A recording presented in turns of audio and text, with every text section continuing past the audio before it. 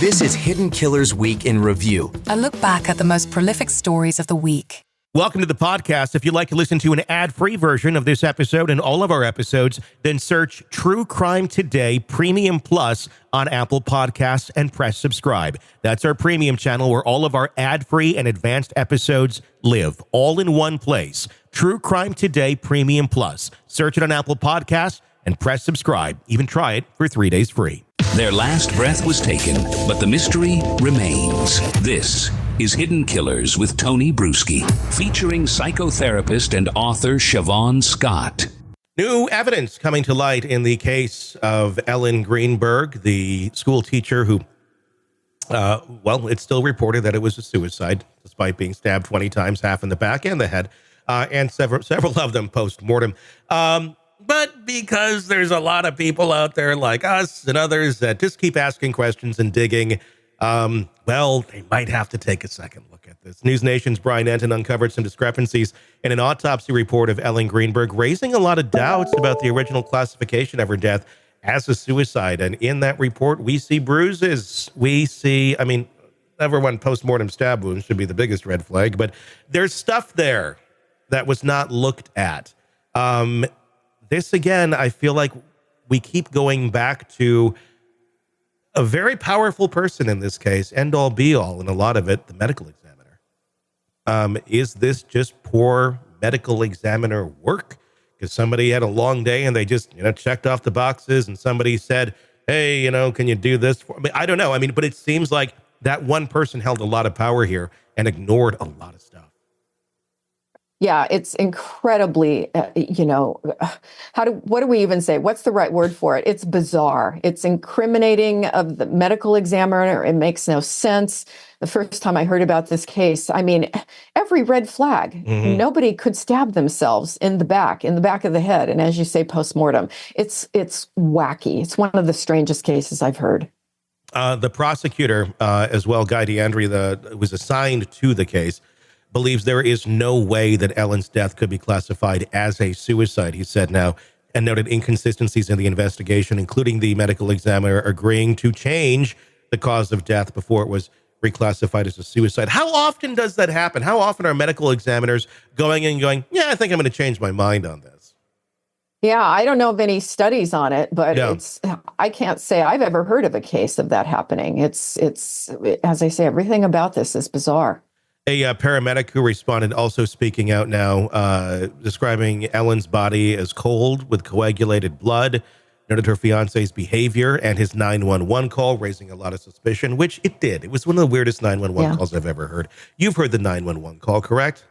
Yeah, it's been a while, but it's been a while, but oh my gosh, she's been stabbed. It was like, oh my gosh, oh no.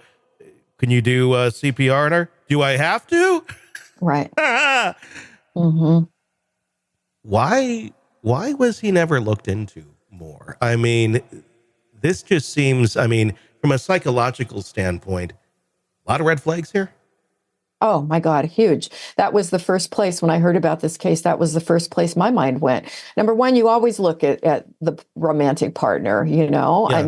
That person, whoever it is, should be examined very closely. And it makes no sense that they never even went there. Again, he's a free man. He has never been charged with anything. He's off living his life somewhere else. If they do start looking into this, I would imagine he'd be a person they'd want to talk to. Yeah. I'd imagine this could disrupt his life quite significantly if they actually do get a chance to look into this deeper. He does seem to have just kind of skirted off into the night to live a new life and has been very quiet, never did interviews, never talked about this publicly. And basically anyone who's had, the gall to question it, they've gotten kind of litigious at them of, we don't want to talk about this. Hell, I'll tell you what, we put this on YouTube, it's not going to get a lot of views. Simply because the term Ellen Greenberg doesn't track. There has been, and I've noticed this in other cases, there's a lot of cases we can put out there, gets plenty of views. Ellen Greenberg specifically, I swear to God, there's a censor on it. And there's a lot of other people out there who have reported on this very case who have said the exact same thing, When you Wow. put it out there, it doesn't track. Like, it just doesn't get any sort of traction with it. And it's not that there's not interest there. It's just the algorithms somehow say, that's a bad word, Ellen Greenberg. And I get other words. It's as big of a headache to me as anything, because I feel like we're just trying to share the truth about situations or information. But her name is almost like flagged as a bad thing. That's spooky, because it tells me that there's some sort of connection almost higher up into some of the search companies, into some of the hosting companies, into, I wouldn't say YouTube, Google, things of that nature, where let's try and tamper this down. Certainly you can find information on the case, but there's something odd about this one.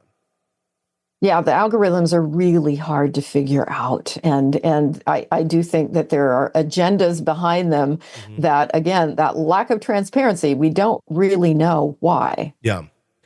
There's so many weird questions with this thing, so many things that do not make any sense. Clearly, a reason to not want to look into it further. I'm sure, if I were the fiance, I wouldn't want people looking at me either, especially if you didn't do anything. Right. I can see being like, yeah, great, let's let this kind of die down over here. I'm not going to say anything.